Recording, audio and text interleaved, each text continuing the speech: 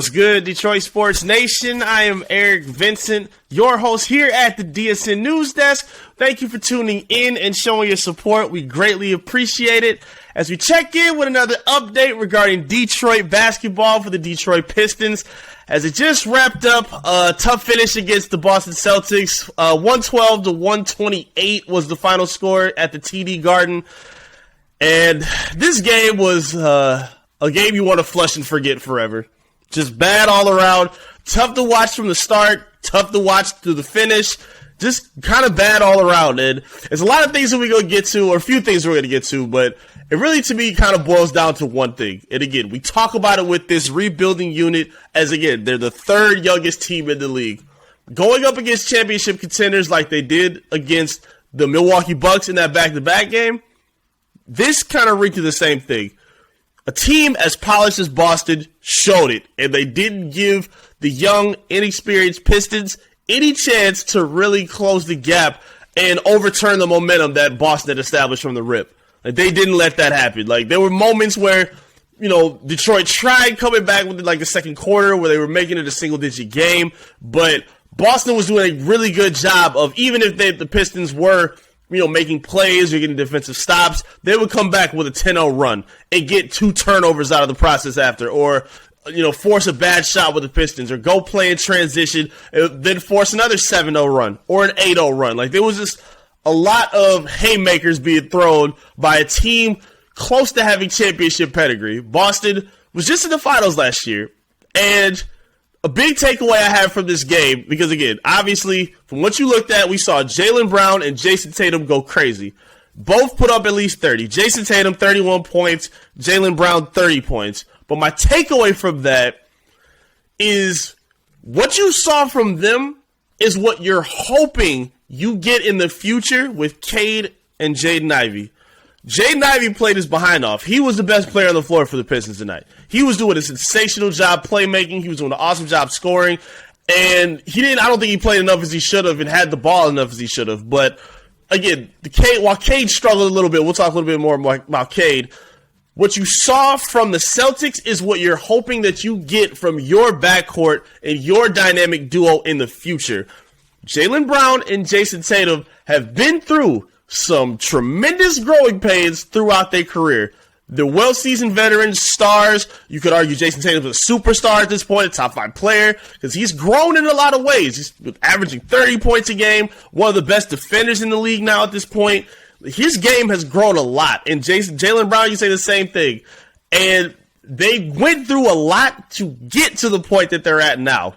This was not something that they did overnight. They went through stretches of losing to LeBron and the Cavaliers in the playoffs repeatedly. They had to go through the tough stretches of finding a point guard that suits and fits with what they need to get to the finals, because they went through having to go with Kyrie and an injured Kemba Walker, and there's a lot of players and pieces that weren't fitting and getting them over the hump. They now seem to have that with the breakout of a Jayson Tatum, the growth and continuity that he has with Jaylen Brown, and then getting contributions from guys like Sam Hauser, who put up 24 points off the bench, 9 of 15, 6 of 12 from behind the log line. When you have performances like that, and then on top of the depth that they have, even with Marcus Smart, he had 11 assists today. Like, they just have other guys who have established roles, have experience in the league, and know what it takes to win games in the NBA, especially against teams like the Detroit Pistons, where you don't want to give them any momentum. You don't want to give a young team the opportunity to smell the roses and think they have a chance, because then they're going to play better than you expected, and then maybe you might unravel. You don't even want to give them the opportunity to do that. Boston did an awesome job of that, and I was super impressed by what they did. Again, you're hoping, with the domination that you saw from the two-headed monster of Jaylen Brown and Jayson Tatum, you're hoping that's what you get from Cade Cunningham and Jaden Ivey. Because what Cade did tonight, we want to flush and forget that as well. Horrible game for Cade. 4 points, 1 of 11 from the field, never really got comfortable. Had to deal with a lot of extra, bodies and defenders. Again, Boston's one of the best defending teams in the NBA. So we had to see Jayson Tatum, Marcus Smart, who's the reigning defensive player of the year. Jaylen Brown had a lot of switches on him. Grant Williams, who's a good defender, had switches on him. There's a lot of different bodies being thrown in his direction, and they made life difficult for him. And even when he did get to his spots and get to the mid-range or have an open look from three, he just, couldn't get it. He just couldn't knock it down. The three still doesn't look, as promising as you would want. Still seems like it's really like a straight line like Chuck. It's not really a whole lot of loft on the three. But then again, I'm not in the NBA, so don't let me tell you how Cade Cunningham needs to shoot his jumpers. But it is a struggle that is happening with this team. I will say that. It is a struggle that he's dealing with, and you're hoping he'll be able to, step out of that soon. While the Pistons did struggle offensively, something I did like is they're getting to the free throw line at a very high rate at this point. They got to the free throw line 40 times tonight. 40 times the Pistons got to the line. And knowing the favor that they don't get with the NBA officials, it's an absolute shock at how many whistles they've been getting. Not so much for Cade, but more so for the guys like Saddiq Bey, who got to the line 10 times today, made 9 of his free throws, scored 18 points, only went 4-12 from the field. But again, if he's getting to the line 9 of 10 times and he's knocking them down, you'll take that. Jaden Ivey, 5 of 7 free throw line from him. Bogey got to the line 6 times. Isaiah Stewart got to the line 6 times. Like, the Pistons got a pretty favorable whistle, more than Boston did. Boston only went to the line 16 to 21 times.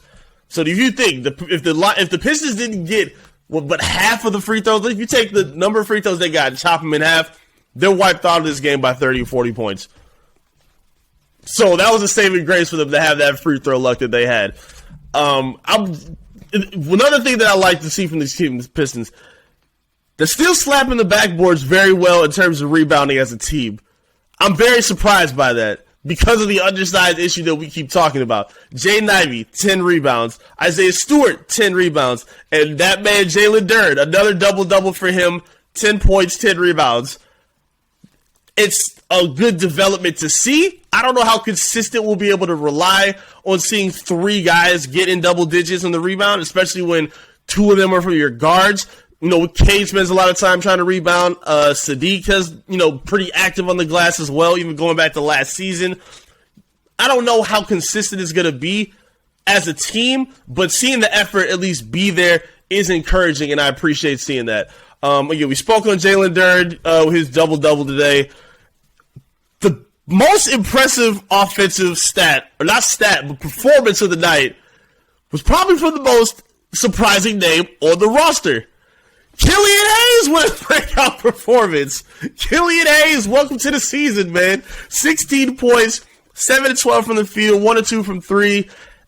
Only 1 assist, didn't turn the ball over, but Killian was not looking to pass at all. And we know Killian as a pass-first guard. He wasn't doing that at all.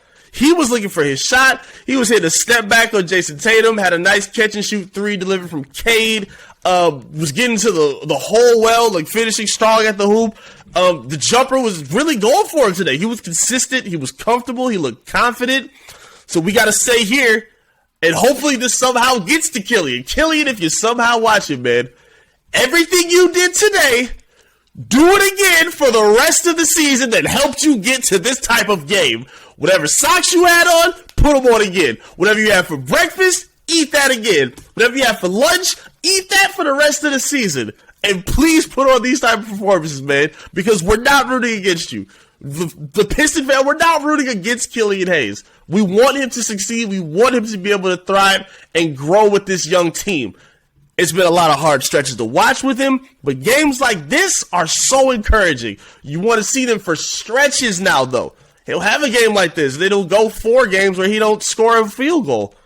That can't be the trend with him anymore. He has to be able to develop some kind of reliable consistency, and he's shown that he can do it. We saw it against OKC last season. We saw a little bit of it in the preseason this year, and now we saw a little bit of it tonight. Again, this was easily his best performance of the season from an offensive standpoint. Again, defensively, it's kind of getting annoying at this point where he just has these, some impressive defensive moments but gives you absolutely nothing offensively. This was the inverse of that tonight. Gives you a great offensive performance, but at this point, nobody was locking up anybody and making that much of a defensive effort defensively. It was really bad trying to watch them, slow down Jaylen Brown, Jayson Tatum. It wasn't happening. Boston's a very polished, well offensive team, but to see Killian get his and finally show what we've been waiting for is very, very encouraging. You've been waiting for it. We've been wanting it. And again, we're not rooting against Killian.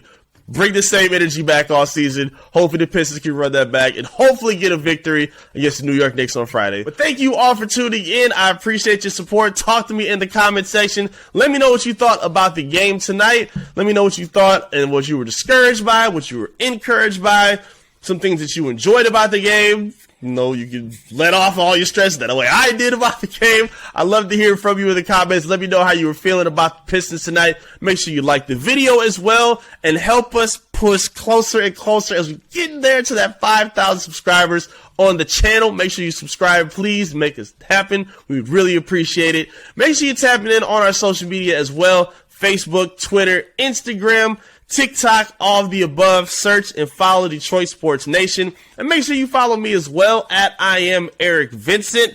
And for everybody showing support and love to the news desk, I greatly appreciate it because we are actually coming up with an update soon where we're going to be expanding some of our content and talking about some different things outside of just Piston basketball. We're going to have some updates soon. Stay tuned. Keep showing your support. Really appreciate all the love that you guys have been giving the channel lately. All the videos really means the world to us. And we're going to keep coming with the best content we can just for you. And again, I'll be right back with another great update here for you at the DSN News Desk. Peace.